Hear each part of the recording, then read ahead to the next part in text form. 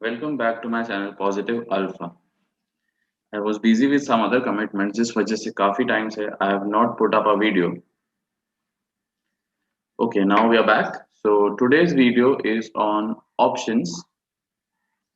There are two types of options, basically put options and call options. So ये जो video है, this will be covering the syllabus more pertaining for the CFA level 1 candidates. ठीक है? So let us begin. Now, as I said that today we are going to discuss options. Now, options are first of all categorized under what? They are categorized under derivatives, correct?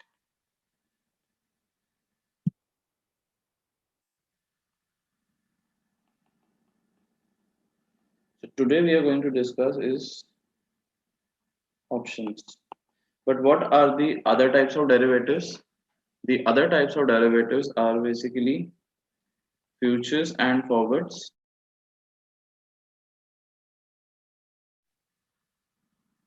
And the next one is swaps. Now, obviously, they do have within them currency swaps, credit default swaps, okay, and there are swaptions. So we won't go in that depth because that is not covered in level one. But our today's discussion is basically pertaining to options. The method of teaching that I'll be using is पहली बात I'll be speaking in both Hindi and English.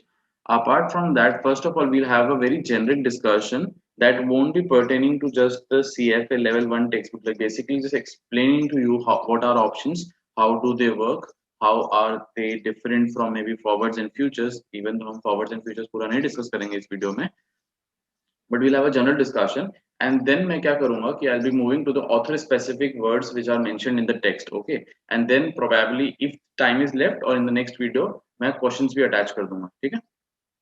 Okay. Now derivatives की formal definition में एक बार जो है book से read out करता हूँ, then I'll explain to you. A derivative is a financial instrument that derives its performance from the performance of an underlying asset. Okay. मैं यहाँ पे mention कर देता हूँ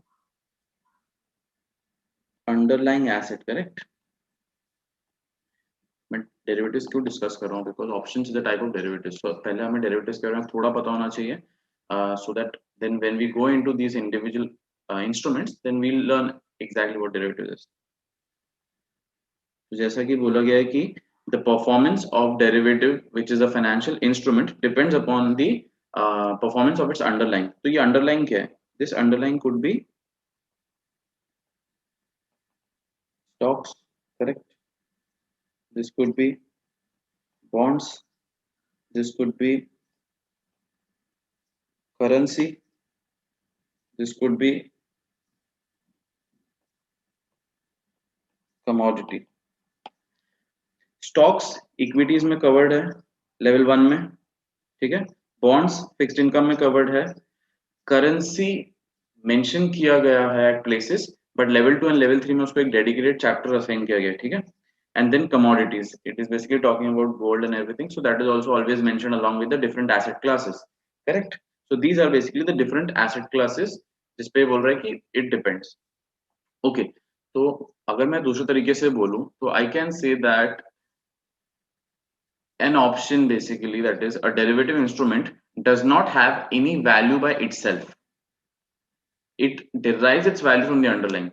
Why do I say like this? Because आप ऐसा नहीं बोल सकते हो कि I have an option. By itself it does not have a meaning. क्यों? Because you need to have an option on something, correct? कुछ चीज होनी चाहिए, कुछ अंडरलाइंग होना चाहिए. करेंसी हो सकता है, it could be even weather contracts, life stock, कुछ भी. बट एक अंडरलाइंग होगा जिससे आपकी ऑप्शन जो है वो वैल्यू डिराइव करेगी, ठीक है? उसके बेसिस पे आपके ऑप्शन का वैल्यू डिराइव होगा. और वो कैसे होगा वो हम अभी ऑप्शंस का तो आज के वीडियो में देखेंगे, ठीक है?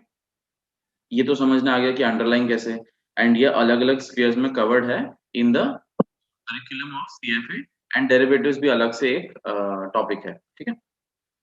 अच्छा, नाउ हम लोग ऑप्शंस डिस्कस करते हैं. ओके, तो पहले मैं आपको जनरल चीज बता दूं कि let us say you have around 50,000 rupees. Okay, you have 50,000 rupees and आपका एक व्यू है करंटली स्टॉक मार्केट में. You feel that the Reliance stock is going to go up. Okay, लग रहा है कि if let us say the Reliance stock goes up, okay, you feel कि अगर वो एक certain level breach कर जाता है तो फिर वो एकदम से शूट अप कर जाएगा। तो लेट अस से कि the Reliance stock the RIL क्या है उसका टिकर है। The RIL stock is currently valued at around 2000, it might not be the exact, around 2000. So you have a point of view कि once RL stock breaches 2100 तो may be it can go up to 2500। ठीक है, आपने कुछ technical analysis किया और आपने ये डिसीजन पे आप आए हो। ठीक है, so you're anticipating a movement of almost 500 which is going up to 2500, so you want to make the most of this opportunity, correct? But the point is, how much money do you have? You have 50,000. So let us say you go into the stock market to buy the RR stock. So how many stocks will you be able to buy? 50,000 divided by 2000, correct? Which will be equal to a total of 25 stocks. If you go to directly buy the stocks, you will be able to just buy 25 stocks, correct? Okay. So when you buy this 25 stocks, and let us say the movement has happened from 2000 to 2500. Okay. What is your profit in the entire scenario? Once it moves from 2000 to 2500. 2500 minus 2000 into the number of stocks you hold, which is 25. So it is 500 into 25, correct? That is basically equal to 12,500, I think. 500, 5,000, correct? 12,500, correct? Okay. So this is the case right now. Now, we can say that you would have loved to make more profit out of this opportunity because आपने पहले perceive कर लिया ना, आपने काफी सारा fundamental analysis किया, आपने अपना दिमाग लगाया ना, you have come to the point of view कि यार RL का stock तो shoot up कर सकता है, but just because of limit of capital आप कितना profit कमा पा रहे हो यहाँ पे 12,500। तो यहाँ पे आते हैं derivatives into action and particularly pertaining to this video specific options। कैसे?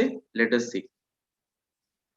अब आपका पॉइंट ऑफ व्यू बोलता है कि once the RL stock 2100 cross करेगा तो आपको लग रहा है कि यार भयंकर शूटअप करेगा, 2500 तक भी जा सकता है ना। तो आप क्या करोगे कि there is a derivative instrument which is known as options. ठीक है, तो आप इस चीज के ऊपर एक ऑप्शन बाय कर लोगे, जो ऑप्शन के कॉन्ट्रैक्ट में क्या लिखा होगा कि if the stock goes above 2100 you can buy it at this price irrespective of whatever the price is in the market।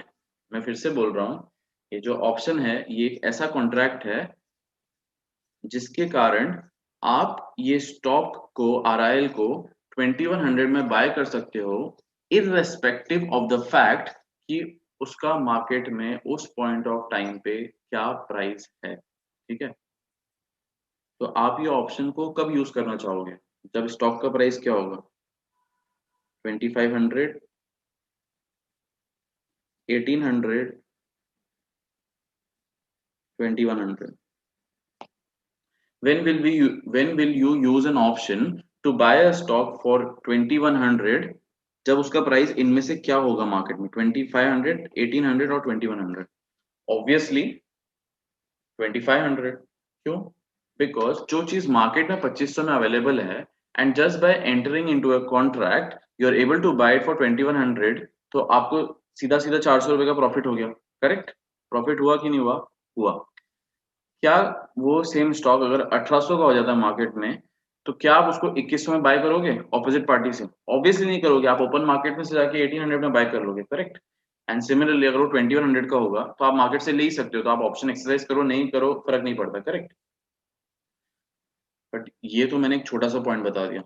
ये ऑप्शन आपको कब तक का मिलेगा? लेट अस से this option is valid only for 1 month considering we are standing at April end, correct? April end 2021। let us say this is valid till when? May end 2021, correct? तो ये option की एक certain time limit होती है, ऐसा तो नहीं है कि आपको ऑप्शन एंडलेसली चलता रहेगा। तो लेट अस से दिस ऑप्शन का टाइम पीरियड इज 1 month। तो ये जो टाइम पीरियड है इसको हम मेच्योरिटी ऑफ एन ऑप्शन बोलते हैं, ठीक है। मेच्योरिटी ऑफ एन ऑप्शन और the time to expiry of the option, क्या मतलब है इसका? The power to exercise, the power that you have कि 2100 में आप बाय कर सकते हो irrespective of whatever the price is in the market, that power you will hold for the next 1 month, correct? So this thing is called as the maturity of the option, correct? अच्छा, ये जो contract है इसका आप कितने में bye कर पा रहे हो इस ऑप्शन के थ्रू? 2100 में, करेक्ट, इररेस्पेक्टिव ऑफ जो भी प्राइस हो मार्केट में। तो वो जो 2100 है उसको हम बोलते हैं स्ट्राइक प्राइस या फिर एक्सरसाइज प्राइस। एक्सरसाइज प्राइस मतलब आप इस प्राइस पे एक्सरसाइज करोगे, आपका जो ऑप्शन है आप 2100 पे एक्सरसाइज करोगे, मतलब स्टॉक प्राइस 2100 होगी उस समय, तो इसको हम लोग स्ट्राइक प्राइस या फिर एक्सरसाइज प्राइस बोलते हैं, ठीक है। So one is maturity of the option, second is exercise price of the option. ये आपने कब लिया था? अप्रैल में ले लिया। कब तक के लिए ले लिया? मई एंड तक के लिए ले लिया, करेक्ट। तो when did you buy this option? You bought it in the future, basically आपने 1 मंथ आगे का सोच के लिया ना, फ्यूचर का लिया, जो कि डेरिवेटिव्स की डेफिनेशन होती है कि locking in a certain price और locking in a contract today itself for some kind of future commitment, ठीक है। तो यहाँ पे आपने फ्यूचर के लिए आज ऑप्शन बाय किया है, तो ये तो डेरिवेटिव्स के डेफिनेशन से होल्ड करता है कि you are basically doing it in advance, ठीक है। अब मुझे एक बात बताओ कि you are basically enjoying something ना। स्टॉक अगर 1800 जा रहा है तो आप जो है आप एक्सरसाइज नहीं करोगे आपका ऑप्शन, आप बोलोगे कि भाई तू ही रख 2100 में स्टॉक, मुझे तो नहीं चाहिए, करेक्ट। पर 2500 हो गया तो आप उसके डोर पे आके खड़े हो गए हो, आप बोल रहे हो नहीं मुझे तो ऑप्शन चाहिए अभी, तो मतलब मुझे मेरा ऑप्शन एक्सरसाइज करना है तो मुझे तो वो स्टॉक चाहिए, करेक्ट। तो आपको एक तरह से पावर है, ऊपर का साइड आप एंजॉय कर रहे हो, नीचे के साइड आप बोल रहे हो कि नहीं नहीं तुम अपना देख लो, करेक्ट। तो इस तरह का पावर अगर आपको दिया गया है तो definitely you will have to pay something for it, correct. There is nothing free in the world. If you are getting this kind of power you will have to pay something for it, so the money that you are paying for this is called as the premium of the option, ठीक है। Let us say the premium of the option in this case is 20 rupees। अब हम एक बार सारे के सारे characteristics को assemble कर लेते हैं। आज जो स्टॉक का प्राइस है वो कितना है? मैं बोल रहा हूँ 2000 चल रहा है मार्केट में, ठीक है। तो उसको मैं एस नॉट से डिनोट कर रहा हूँ। What is that? 2000। मैं बोल रहा हूँ ये अगले एक महीने का ऑप्शन है, तो उसका जो मेच्योरिटी है, हर ऑप्शन की एक मेच्योरिटी, वो क्या है? 1 मंथ है, ठीक है। आप कितने में खरीद सकते हो स्टॉक अगले एक महीने तक जब भी आपका मन हो? 2100। तो वो क्या है? स्ट्राइक प्राइस या एक्सरसाइज प्राइस, करेक्ट। एंड आपको इस चीज का एक प्रीमियम देना पड़ेगा, तो लेट अस से premium which is the cost of the option is how much? 20, correct. यहां तक समझने आया? ठीक है। अब मुझे एक बात बताओ कि इफ आई एम सेइंग कि ये स्टॉक जो है, ये आपके पास एक ऑप्शन है इस चीज को एक्सरसाइज करने का, इस चीज को यूज करने का, करेक्ट। तो इफ आपने ऑप्शन बाय किया है, इसका मतलब कोई और पार्टी होगी इस दुनिया में जिसने वो ऑप्शन को सेल भी किया होगा। If you have bought something, somebody else has sold something, correct? तो when I say that you are the option buyer, the opposite party is what? The opposite party is option seller, correct? Okay. आपने premium पे किया था, कितना premium पे किया था initially? 20 पे किया था, करेक्ट। तो आपका इनिशियल मैं बोल सकता हूँ कैश आउटफ्लो हुआ है 20 का, you have paid the money. तो ऑप्शन सेलर को इनिशियली क्या होगा? प्रीमियम रिसीव किया होगा, तो +20 होगा उसका इनिशियल कैश आउटफ्लो, करेक्ट। उसको मैं C नॉट से डिनोट करते रहा हूँ। समझ में आ रहा है आपको ये? अच्छा, अब मैं ये जो ऑप्शन की बात कर रहा हूँ, आपने जो ऑप्शन बाय किया है जिसमें आप 2100 में स्टॉक खरीद सकते हो, when you are buying this option, जब स्टॉक का प्राइस 2000 है, तब आप क्या चाहोगे कि प्राइस 2200 हो जाए, 2300 हो जाए, 2400 हो जाए, कि 1900 हो जाए, 1800 हो जाए, ऊपर की तरफ, करेक्ट। आपको तो चाहिए ना कि 2500, 3000 कुछ भी प्राइस हो जाए, कितना भी प्राइस, 4000, 5000, ताकि आप उसको 2100 में बाय कर सको, तो आपको उतना ज्यादा प्रॉफिट हो जाएगा। अगर 3000 का है मार्केट में और आप 2100 में बाय कर रहे हो अभी बिकॉज आपने ऑप्शन खरीदा था, एंड आप उसको 3000 में सेल कर दोगे, आपको 900 का प्रॉफिट हो गया, करेक्ट। तो इसको बोलते हैं having a bullish view on the stock, ठीक है। We should be used to this term, having a bullish view on the stock, ठीक है। तो यहाँ जो ऑप्शन बायर है, वी कैन ऑलवेज से ही is bullish on the stock. मैं क्यों ये मेंशन कर रहा हूँ, बिकॉज पेपर में कई बार होता है कि इस तरह से क्वेश्चन आता है कि if you are bullish on the stock then what should you do. तो यू शुड नो कि you are suppose to buy an option, but इस वीडियो में अभी तक मैंने इस ऑप्शन का नाम नहीं लिया है। तो इसका नाम क्या है, इसको हम बोलते हैं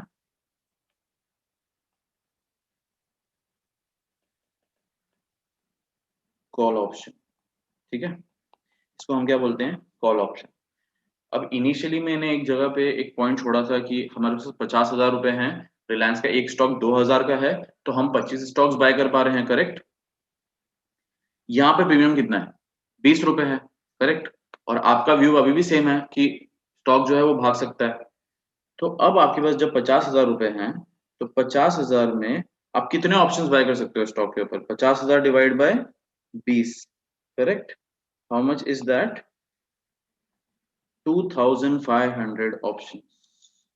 अब ध्यान से देखना आगे की एनालिसिस जो मैं कर रहा हूं, कितने, 2,500 ऑप्शंस, ओके।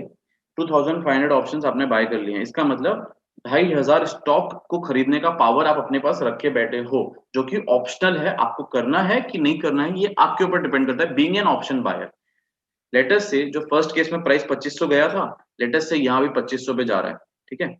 अगर यहाँ पे 2500 पे प्राइस जा रहा है, what is the price at which you are allowed to buy the stock according to the option that you bought, 2,100, correct. Then what is the payoff that you are getting from exercising this option, मतलब ये option को execute करने से, जो option आपके पास है, जो power आपके पास है, उसको एग्जीक्यूट करने से, उसको एक्सरसाइज करने से आपको कितना पे ऑफ मिल रहा है उस ऑप्शन से, निकाले हम लोग एक बार। 2,500 है मार्केट में प्राइस, आपको कितने में मिल रहा है, 2100 में मिल रहा है, तो आपका फायदा कितने का हो गया, 400, करेक्ट। अब आप एक बात ध्यान से सुनो, मैंने एक वर्ड यूज किया यहाँ पे, जिसको मैंने बोला पे ऑफ, है ना। पे ऑफ क्यों बोला, बिकॉज स्टार्टिंग में आपने एक प्रीमियम भी तो पे किया था इस ऑप्शन के लिए। क्या प्रीमियम पे किया था आपने इस ऑप्शन के लिए, 20 bucks, करेक्ट। तो वो आपने अपने जेब से भरे, और यहाँ से आपको 400 आए, तो आपका नेट प्रॉफिट क्या हो गया, नेट प्रॉफिट आपका हो गया 400 minus 20, which is equal to 380। ये पूरे डिस्कशन का इंपॉर्टेंस क्या है, पे ऑफ और प्रॉफिट में आपको डिस्टिंग्विश करना सिखा रहा हूं मैं, करेक्ट। आपका पे ऑफ कितना है उस ऑप्शन से, 400, बट आपको वो ऑप्शन खरीदने के लिए कुछ इनिशियली पैसा डालना पड़ा था, तो आपका प्रॉफिट कितना हुआ, 380, ठीक है। प्रॉफिट और पे ऑफ में डिफरेंस है। अच्छा, ये सब तो मैंने अभी बोला किसके पर्सपेक्टिव से, ऑप्शन बायर के पर्सपेक्टिव से। ओके वेट, मैं एक पॉइंट फिनिश करना भूल गया। 380 is our profit, correct. If 380 is our profit and हमारे पास नंबर ऑफ ऑप्शंस कितने थे, 2,500, तो हमारा टोटल प्रॉफिट कितना हो गया, चलो निकालते हैं हम लोग टोटल प्रॉफिट। टोटल प्रॉफिट हमारा हो गया 2500 ऑप्शंस इंटू 380 पर ऑप्शन, कितना होता है ये, 9,50,000।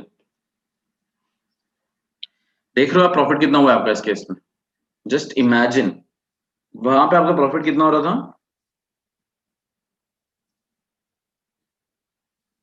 12,500। देख रहे हो आप, 25 स्टॉक्स थे आपके पास, हर स्टॉक पे आपको फायदा कितना हो रहा था, 500 रुपये हो रहा था, तो 25 स्टॉक्स पे कितना फायदा होगा आपको, 12,500।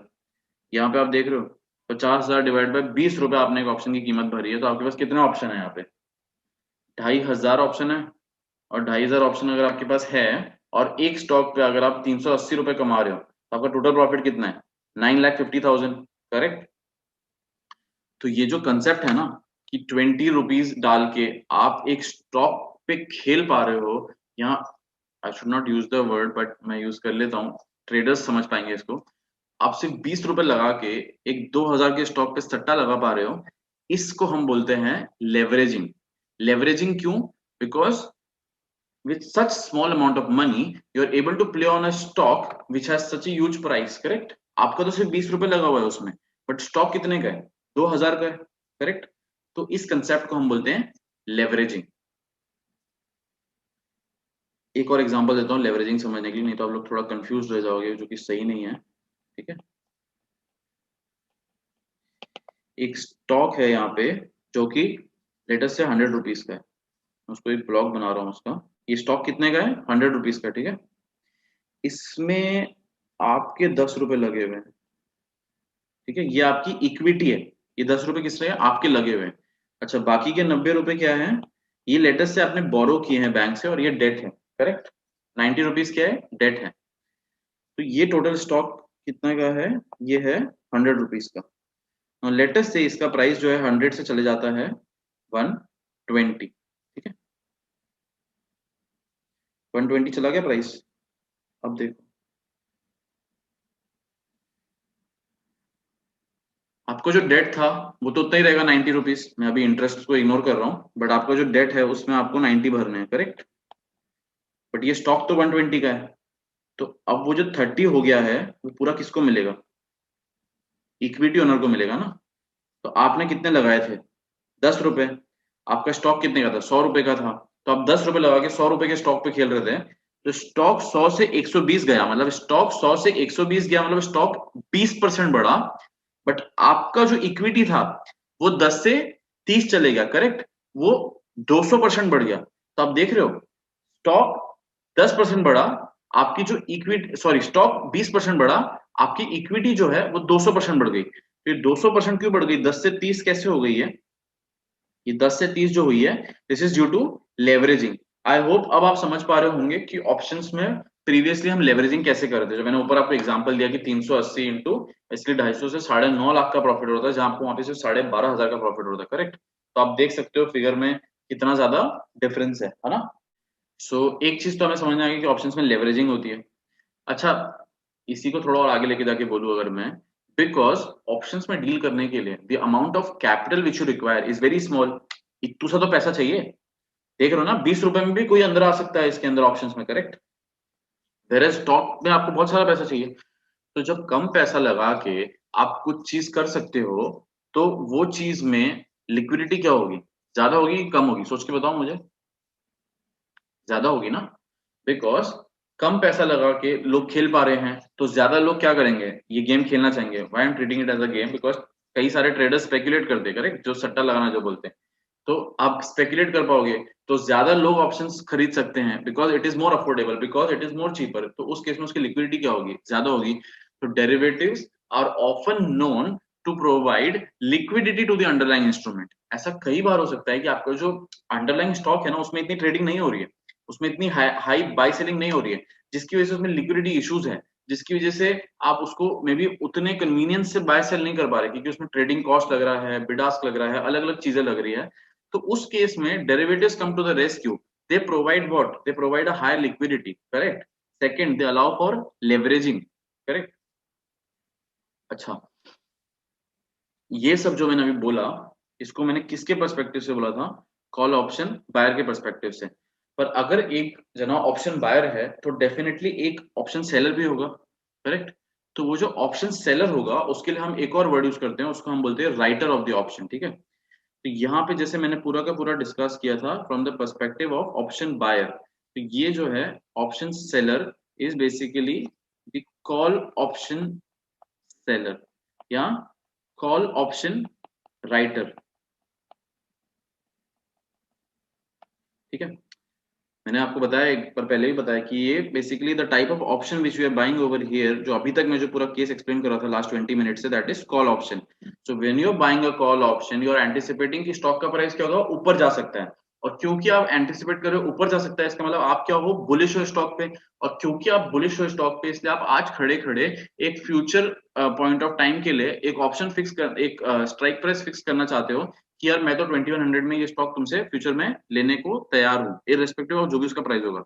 बट आप ऐसा कब लोगे ये ऑप्शन? जब आप बुलिश हो ना स्टॉक पे, जब आपको लग रहा है कि ऊपर जा सकता है। करेक्ट, तो अगर एक कॉल ऑप्शन बायर स्टॉक पे बुलिश है, तो कॉल ऑप्शन सेलर स्टॉक पे क्या होगा?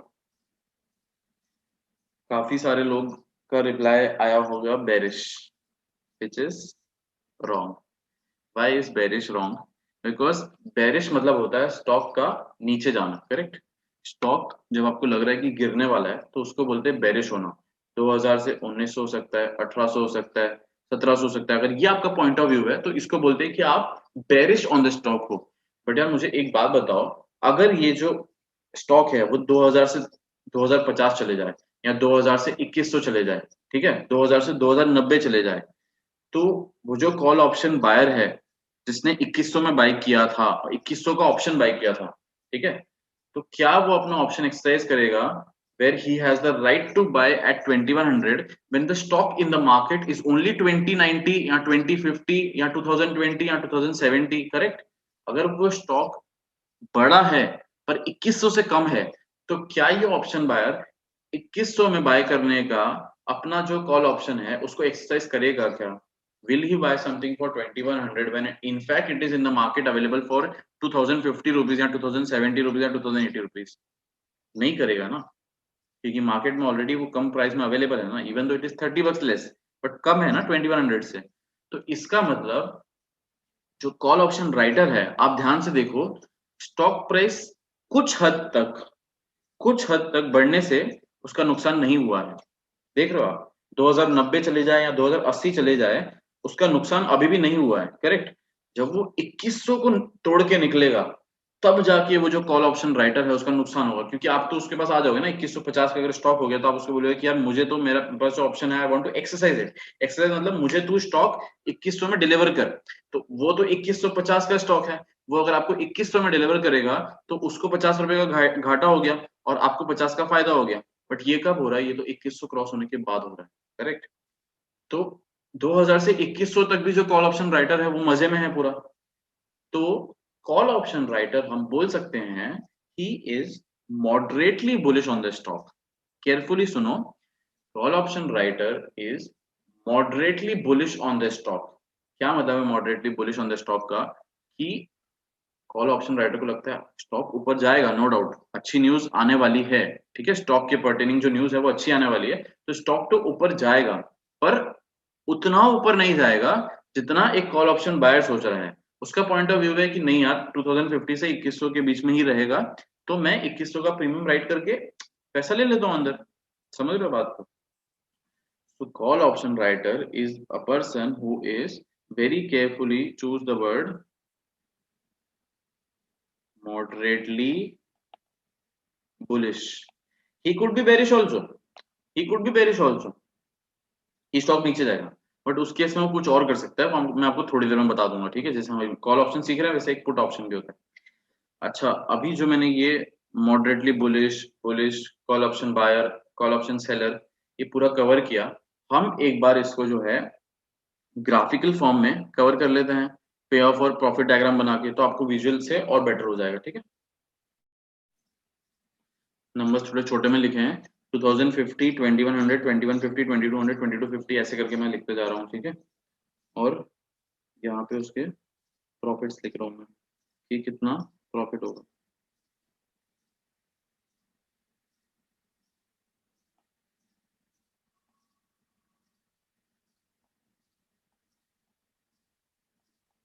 वाई एक्सिस पे हमारा प्रॉफिट है, एक्स एक्सिस पे हमारा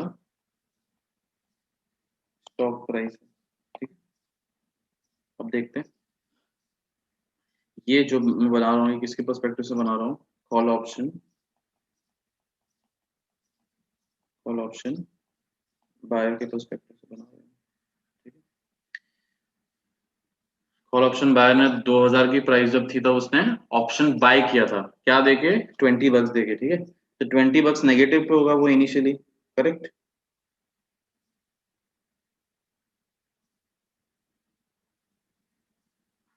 इनिशियली जो कॉल ऑप्शन बायर है उसने 20 bucks पे किया ना, तो अगर स्टॉक 2100 या 2100 से नीचे कहीं भी खत्म होता है, तो क्या वो कॉल ऑप्शन बायर अपना ऑप्शन एक्सरसाइज कर पाएगा? नहीं कर पाएगा। और अगर एक महीने तक एक्सरसाइज नहीं कर पाया मतलब लैप्स हो गया, लैप्स हो गया मतलब उसका पैसा क्या हो गया? वेस्ट हो गया। पैसा वेस्ट हो गया तो कितना वेस्ट हो गया? 20 वेस्ट हुआ, करेक्ट? बट अब आप एक चीज देखो कि जैसे जैसे वो 2100 से ऊपर जा रहा है, ठीक है, जैसे जैसे वो 2100 से ऊपर जाने लग रहा है, तो आप ध्यान से देखो 2120 पे, ठीक है, स्टॉक का प्राइस मैं बोल रहा हूँ 2120 पे उसको ऑप्शन से पे ऑफ कितना मिलेगा?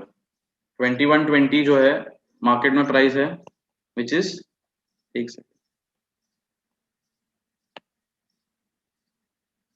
2120 is the price of the option in the price of the stock in the market on expiry, ठीक है, ST पे लेटेस्ट से मैं एक्सपायरी की बात कर रहा हूँ, मतलब लास्ट डे। तो 2120 इज द प्राइस। आपका जो ऑप्शन था वो आप कितने पे एक्सरसाइज कर सकते थे? 2100।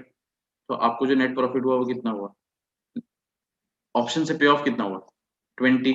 या आपका पे ऑफ हुआ, करेक्ट। बट आपने इनिशियली एक प्रीमियम भरा था, कितने का प्रीमियम भरा था? 20 रुपए का। तो -20, तो आपका नेट प्रॉफिट क्या हुआ? 0। ठीक है, तो आप ध्यान से देखो अगर, तो इनिशियली आपने -20 दिए और 2120 पे आपका जो नेट प्रॉफिट है वो क्या है? 0। करेक्ट, दिखाया मैंने यहाँ पे। अच्छा, उसके बाद वो उसको क्रॉस करने लग जाएगा, तो आपका प्रॉफिट कहां तक हो सकता है, मुझे ये बताओ। Unlimited profit, correct. स्टॉक तो थियोरेटिकली तो स्टॉक कहीं भी जा सकता है। तो ऑप्शन बायर का जो प्रॉफिट पोटेंशियल है वो क्या है? अनलिमिटेड, क्योंकि स्टॉक तो कितना भी ऊपर जा सकता है ना, कॉल ऑप्शन बायर के लिए स्टॉक तो कितना भी ऊपर जा सकता है। तो आने को तो पूरा संसार है, और जाने के लिए क्या है? जाने के लिए सिर्फ 20 है। क्योंकि अगर स्टॉक 1800 हो जाता है तो क्या आप ऑप्शन एक्सरसाइज करोगे? नहीं करोगे। आप बोलोगे कि भाई स्टॉक तुम ही रखो अपने पास। तो आपका पैसा कितना गया जब 1800 था स्टॉक? तो 20, यू जस्ट लॉस्ट 20। 2000 हुआ तो यू जस्ट लॉस्ट 20। तो maximum amount of money that an option buyer loses is how much? The option premium that you pay. And what is the break even point? Break even point मतलब आप zero कहां पे हो रहे हो? आप zero कहां पे हो रहे हो? Strike price, which is strike price, which is denoted by K, which is 2100 यहाँ पे, प्लस प्रीमियम। प्रीमियम कितना है यहाँ पे? 20। तो 2100 प्लस 20 विच इज 2120। इसको हम क्या बोलते हैं? Please pay attention to the terminology, because book में ये सब दिया है, इसलिए मैं बता रहा हूँ। I am trying to explain in Hindi, but apart from that जो इंपॉर्टेंट जो इंग्लिश के जो वर्ड्स यूज किए वो हमें पता होने चाहिए। तो 2120 क्या है हमारा? Break even point. Break even point क्या होता है? जिस पॉइंट पे हम जीरो होते हैं, ठीक है। तो ब्रेक इवन पॉइंट इज 2120। तो अगर आप फॉर्मूला से देखो तो क्या है वो? Strike price plus the premium which you paid. ठीक है, premium paid is negative, but मैं बोल रहा हूँ कि आपको ऐड करना है उसे। आप साइन वाइन में मत जाओ, थिंक इंट्यूटिवली कि हम किस तरह से सोच सकते हैं, रादर देन कि माइनस प्लस किधर आएगा। वैसा अगर करना चाहोगे तो फिर आपको पूरा मेमोराइज करना पड़ेगा, विच इज रॉन्ग। ठीक है, हमें पता है हमने प्रीमियम पे किया है तो वो नेगेटिव होना चाहिए, बट मैं यहाँ पे क्या बोल रहा हूँ कि स्ट्राइक प्राइस में आप ऐड करोगे कि ऊपर जाने से आपको पैसा आना चालू हो रहा है। तो 2100 plus 20 is 2120 is our break even point at which our profit is 0, and 2120 के ऊपर हम प्रॉफिट कमाना चालू कर देंगे, correct. So this is my profit diagram, correct. तो हमने ब्रेक इवन पॉइंट सीख लिया। मैक्सिमम पोटेंशियल क्या होता है ऑप्शन बायर के अर्निंग का? अनलिमिटेड। मैक्सिमम लॉस क्या होता है? लिमिटेड। लिमिटेड लॉस पोटेंशियल ही है ऑप्शन बायर का, करेक्ट। इसका पे ऑफ डायग्राम बना देते हैं। पे ऑफ डायग्राम क्या होगा? पे ऑफ डायग्राम में सिर्फ आपको जो ऑप्शन से कितना पैसा आएगा वो देखते हो। तो 2100 के बाद आपको जो है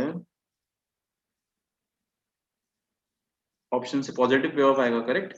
जैसे 2150 पे आपको 50 का पे ऑफ आने वाला है, दिख रहा है आपको यहाँ पे?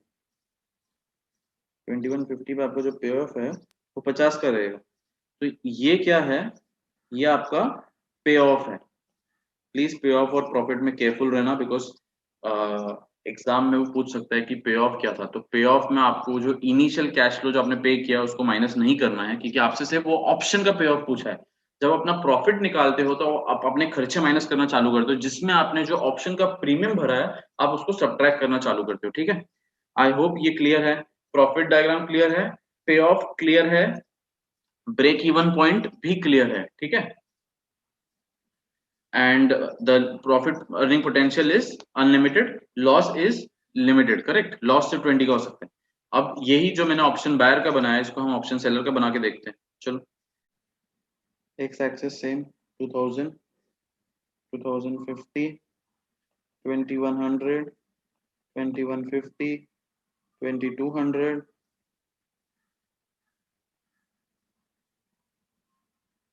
2250। ठीक है, यहीं तक छोड़ देता हूँ मैं। प्रॉफिट 20, 20, 40, 60, 80। तो यहाँ पे y एक्सिस पे फिर से मैंने क्या बनाया है, प्रॉफिट डायग्राम, और x एक्सिस पे मैंने क्या बनाया है, stock price. Correct, y axis पे प्रॉफिट, x एक्सिस पे स्टॉक प्राइस। इनिशियली जो कॉल ऑप्शन सेलर था, ये किसका डायग्राम है, कॉल ऑप्शन सेलर का डायग्राम है। एक इंसान ने ऑप्शन बाय किया है तो किसी ने सेल भी किया होगा, तो वैसे ही ये कॉल ऑप्शन सेलर ने ऑप्शन सेल किया है। ठीक है, ये डायग्राम देख लेते हैं, फिर एक चीज इंपॉर्टेंट बताऊंगा। तो इनिशियली आपको जो प्रीमियम मिला, क्योंकि कॉल ऑप्शन बायर ने प्रीमियम क्या किया, भरा। क्यों भरा, क्योंकि उसको वो ऑप्शन को इंजॉय करना है, कोई चीज इंजॉय करनी है तो उसका पैसा तो भरना पड़ेगा। और ये बंदे ने उसको वो ऑप्शन दिया है। करेक्ट, तो उसने क्या किया है, रिस्क का सर पे ले लिया है कि स्टॉक कल को बढ़ गया तो भाई कहाँ से ऑप्शन राइटर ला के देगा ना, तो रिस्क के बदले उसको कुछ तो मिलना चाहिए। तो उसको जो मिल रहा है वो क्या है, +20। करेक्ट, स्टॉक जब तक 2100 रहेगा तब तक तो इसके बाद इसका प्रॉफिट पूरा रहेगा। करेक्ट, अब 2100 के नीचे जो है,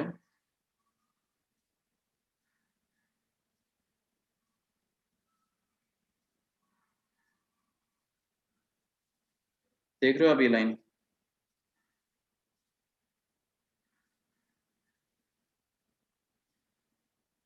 इसका ब्रेक इवन पॉइंट बताओ। ब्रेक इवन पॉइंट मतलब at the point at which the option seller is no longer in profit. बहुत इजी है, 2100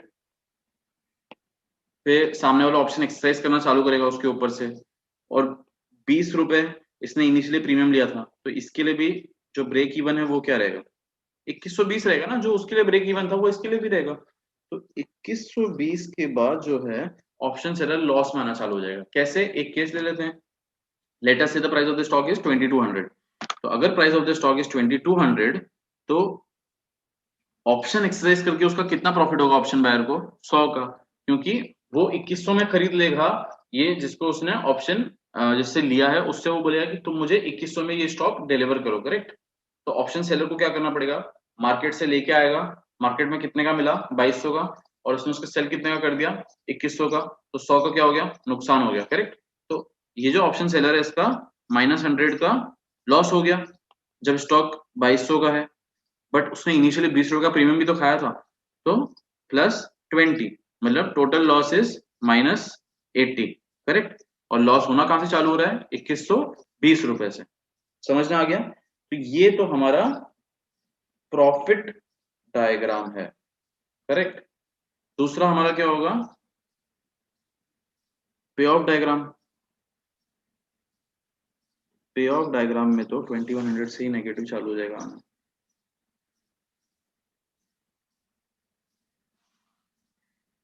करेक्ट, ये क्या हो गया,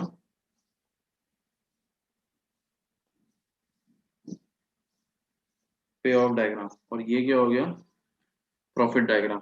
दोनों में डिफरेंस समझना आ रहा है आपको, पे ऑफ और प्रॉफिट, सिर्फ इतना डिफरेंस है कि आपको जो प्रीमियम मिला था या जो आपने प्रीमियम भरा था अब उसको सब्ट्रैक्ट करोगे। ठीक है, कॉल ऑप्शन सेलर का अब मैं पूछता हूँ, उसका जो अर्निंग पोटेंशियल है, जो प्रॉफिट अर्निंग पोटेंशियल है, वो लिमिटेड है कि अनलिमिटेड है, लिमिटेड है ना।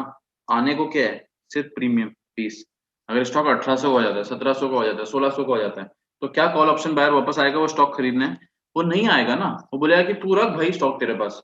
तो उस टाइम पे आपको जो टोटल प्रॉफिट हुआ है उससे, वो कितना हुआ है, 20 का हुआ है। करेक्ट, बट जाने को तो दुनिया है। कैसे, स्टॉक कल को 3000 हो गया, तो वो आ जाएगा बोलेगा मेरे को स्टॉक ला के दो। तो आपको क्या करना पड़ेगा, आपको मार्केट से 3000 में लेके आना है और उसको 2100 में देना है। तो सीधा सीधा आपका जो सेलिंग प्राइस है वो बहुत ज्यादा है, बाइंग प्राइस जो है, सॉरी, बाइंग प्राइस बहुत ज्यादा है, सेलिंग प्राइस बहुत कम है। बाइंग सेलिंग के टर्म्स में मत सोचो, सीधी बात है, आप जब लेने गए थे तो आपको बहुत सारे पैसे देने पड़ गए, कितने, 3,000, और जब आप उसको दे रहे हो वो बोल रहा है मुझे 2100 में दे, तो सीधा सीधा 900 का नुकसान है। बट ये थ्योरेटिकली तो कितने का भी हो सकता है। तो कॉल ऑप्शन सेलर जो है, ही has an unlimited loss potential. इसको मैं अच्छे से हाईलाइट करके यहाँ लिख देता हूँ, do not forget this. The call option writer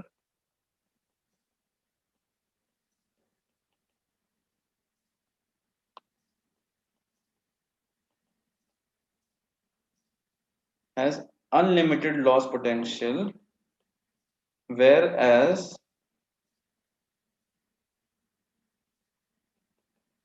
limited profit potential equivalent to premium received। समझ में आया ये? अच्छा, अब मैं क्या करूंगा कि मैं टेक्स्ट में से एक डेफिनेशन पढ़ रहा हूं जो कि अब हमें शायद समझने आनी चाहिए, ठीक है।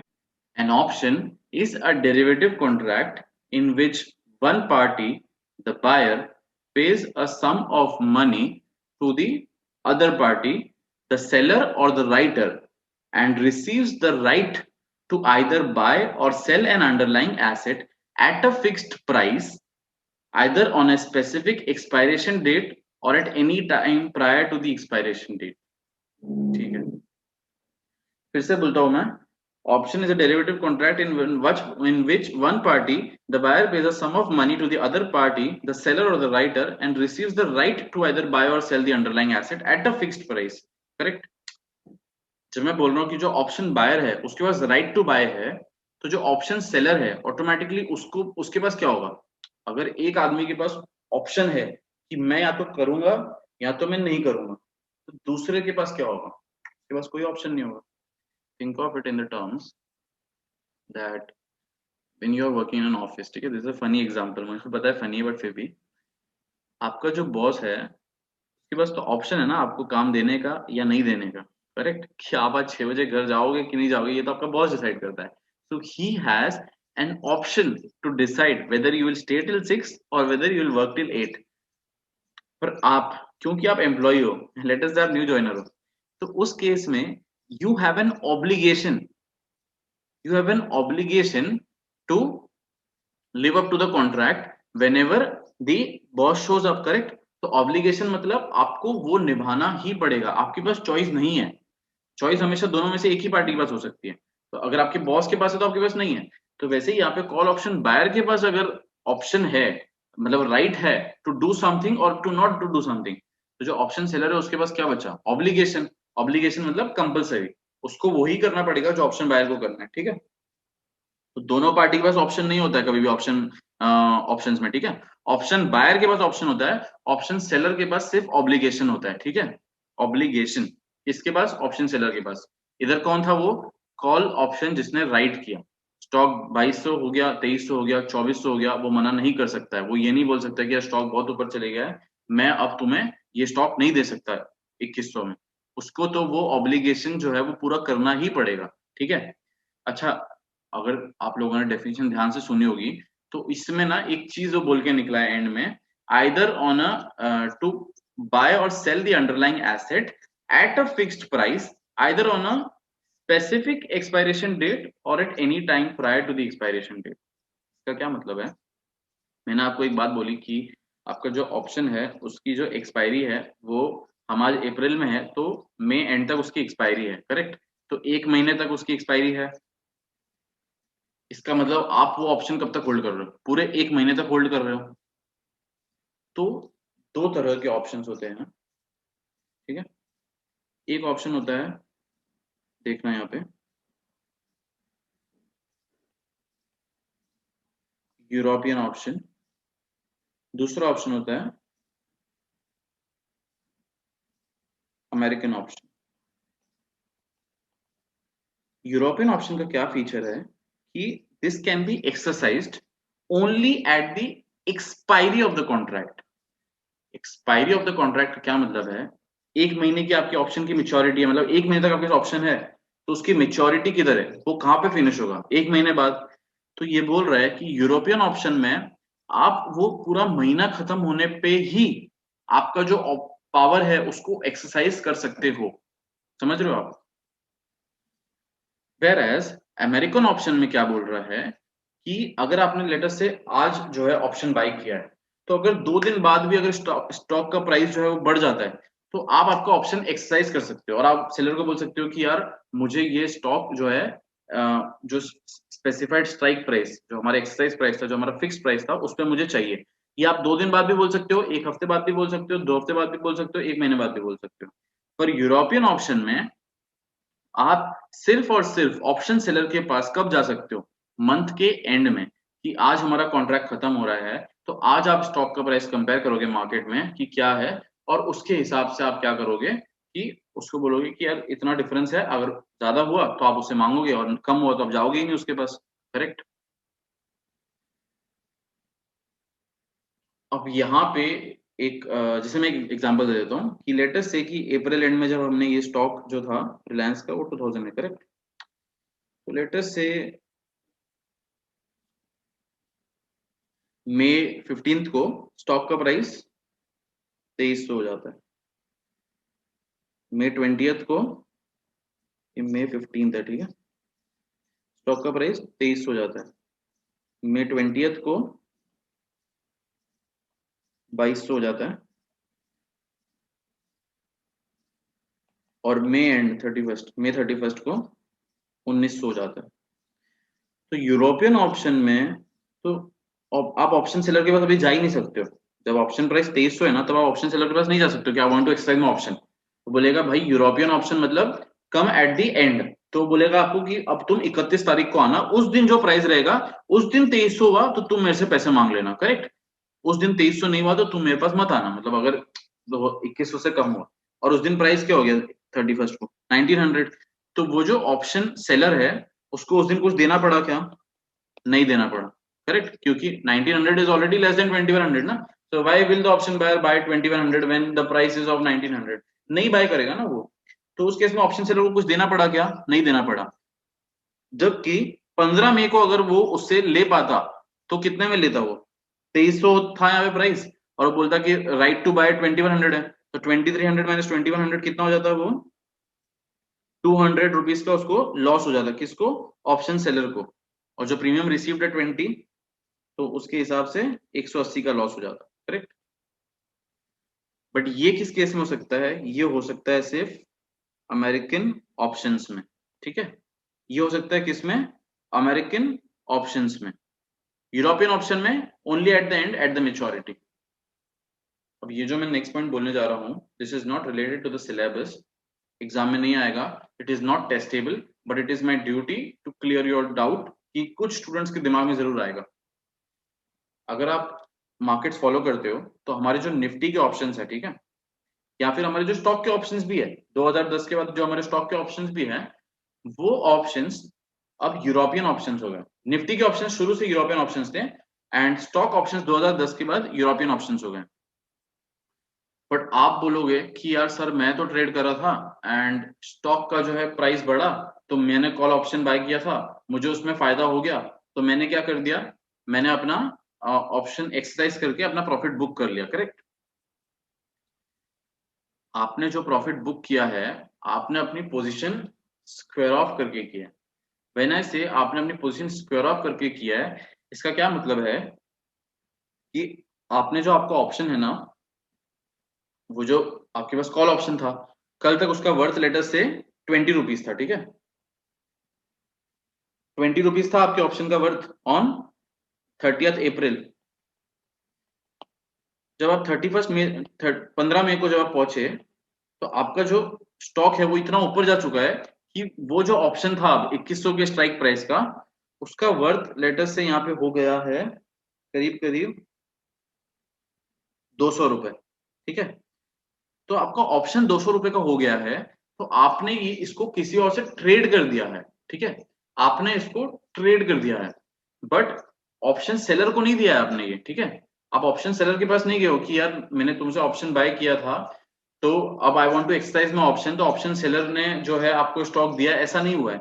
आपने ये जो ऑप्शन है, जो इनिशियली यहाँ पे 20 रुपीज का था, 15 मई को ये जो ऑप्शन है ये 200 का हो गया, ये आपने किसी और के साथ ट्रेड कर लिया है। किसी और के साथ ट्रेड कर लिया का क्या मतलब है कि वो जो पर्सन है उसको लग रहा है कि मे बी यहाँ से 200 से 400 भी जा सकता है ना, सोच तो सकता ही है कोई कि सबका अलग अलग पॉइंट ऑफ व्यू होता है। मे बी उसको लग रहा है कि 200 से 300 जा सकता है, मे बी उसको लग रहा है कि 200 से 400 जा सकता है। It can go from 200 to 500, basically it can move up to any extent, that is what he thinks. So there is another person in the market, that is person B, who is basically buying this option which is worth 200 from you in the anticipation that it is, maybe it is going to go up till 300, maybe it is going to go up till 400, maybe it is going to go up till 500. So you have not cancelled your position with the option seller, but आपने सिर्फ square of किया है। Square of क्या मतलब, आपने अपनी position काटी है जो हम बोलते हैं, but not buy selling the option to the option seller but to somebody else in the market. There is another participant जिसको ये ऑप्शन बाय करना है ना, जिसके पास आज तक वो ऑप्शन नहीं है उसको बाय करना है, तो वो एक ऑप्शन बायर से बाय कर सकता है ना।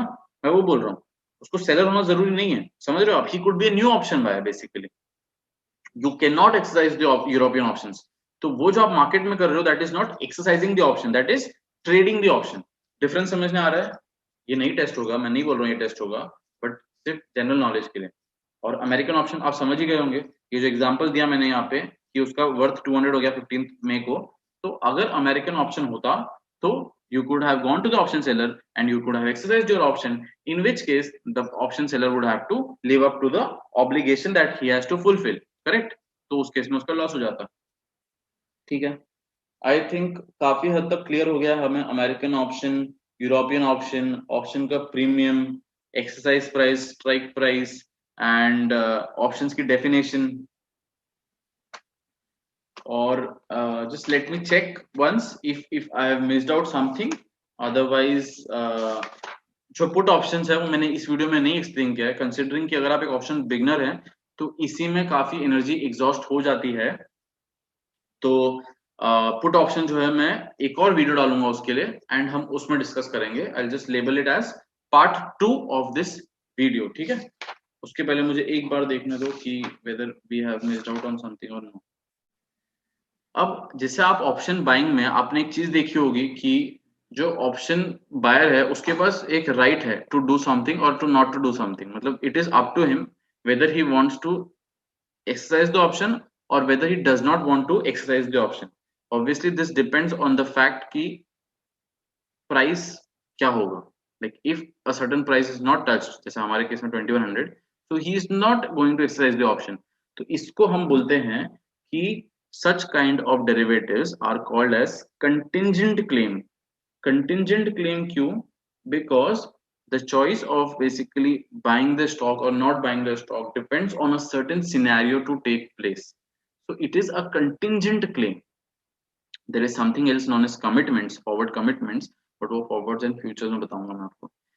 so I really hope that you understood with the help of graphs, with the help of diagrams, with the help of numbers। काफी डिटेल में एक्सप्लेन किया है मैंने, ठीक है। We also decoded the English, essential English words that the author has mentioned and I really hope you understood. So अगर आपको video पसंद आया है तो प्लीज आप लाइक, शेयर और सब्सक्राइब कीजिए, और कमेंट सेक्शन में मुझे अपने व्यूज बताइए या any particular topic which you want me to discuss, I'll discuss it for sure, okay। so bye bye and have a nice time and stay safe, okay, bye।